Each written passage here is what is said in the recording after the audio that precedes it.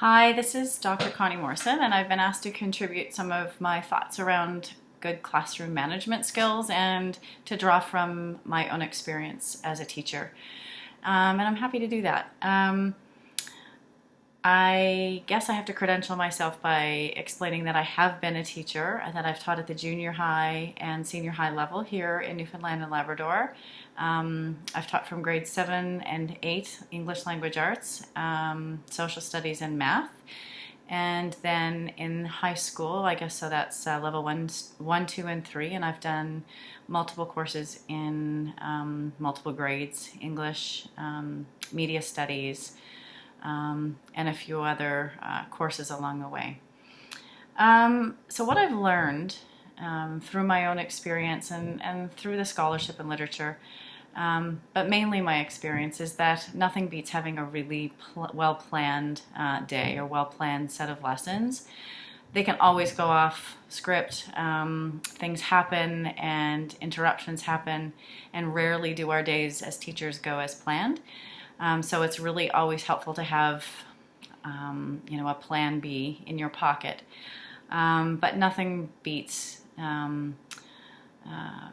having an organized understanding of where you're going for your day, for your class, when it comes to class management. Because if students come in and there's a routine and there are expectations that they will follow, very rarely then do the problems materialize in terms of behaviors and interruptions. Not to say they don't, because sometimes they do.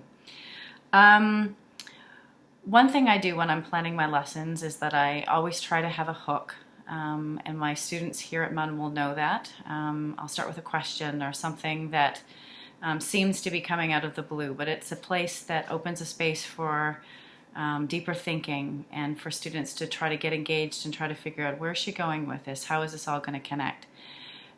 Getting students engaged like that helps mitigate any kind of problems sometimes, or at least hopefully. Trying to do things like avoid YAVA, which is you ask, volunteers answer, is really helpful for managing classroom behavior. As teachers, we can make the assumption that our students get it, that we've said something, we've taught something, and because 2 or 3 people have raised their hands and responded, everyone else got it. We all fall into that trap all the time. So trying to avoid that as a strategy in the classroom is really important. So instead, having students give them time, give them a question, give them time to think about it and write it down, make them accountable, make them engaged in the activity, and then ask them to share with one another or share in small groups.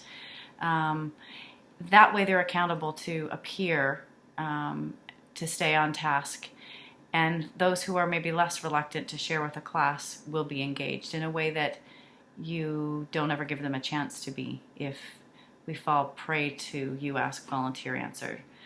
I like to do lots of group work in my classes, and some of you will know that it's sometimes hard to get students to go in groups. They always want to stay in the same little pods, and that's not always great.